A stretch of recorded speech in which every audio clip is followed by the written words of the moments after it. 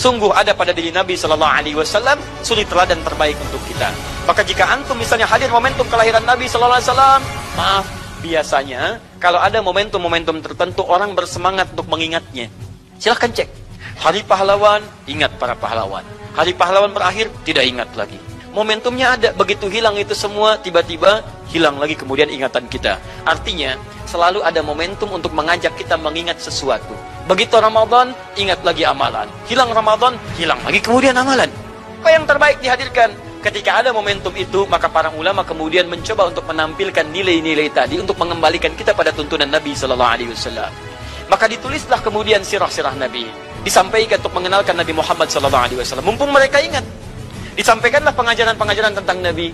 Disampaikan ada pujian-pujian salawat kepada Nabi. Kalau yang dimaksudkan tentang nilai-nilai ini, maka dari dulu sudah ada. Dan yang sudah ada ini tidak dibatasi dengan waktu. Bukan muncul Rabiul Awal saja. Jadi maulid itu tidak dibatasi dengan waktu. Setiap waktu itu maulid. Maulud tidak dibatasi dengan waktu. Setiap waktu itu maulud.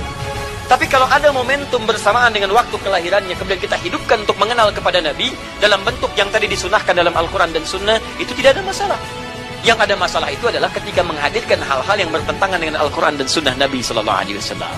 Misal, saya ingin mengajarkan tentang Nabi, tapi ketika mengajarkan tiba-tiba mengatakan pada saat ini Nabi pun datang bergabung bersama kita.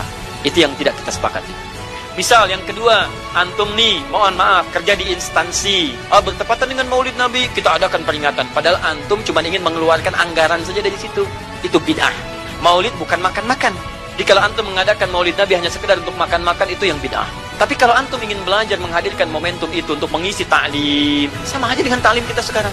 Apakah ada hadis Nabi mengatakan ta'lim khusus di hari Ahad jam 8 pagi sampai jam 10? Tidak ada. Jadi kalau antum pahami setiap yang tidak ada contohnya itu bid'ah, Masya Allah, maka akan ada banyak bid'ah dalam kehidupan.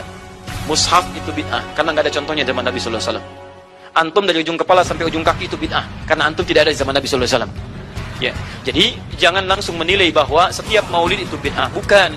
Kalau momentum itu ingin diisi dengan ta'lim, ingin memperkenalkan Nabi, ingin mengajarkan syariat-syariat Islam, maka itu tidak ada masalah. Itu mengamalkan petunjuk-petunjuk ayat, bukan mengkhususkan di waktu itu, bukan.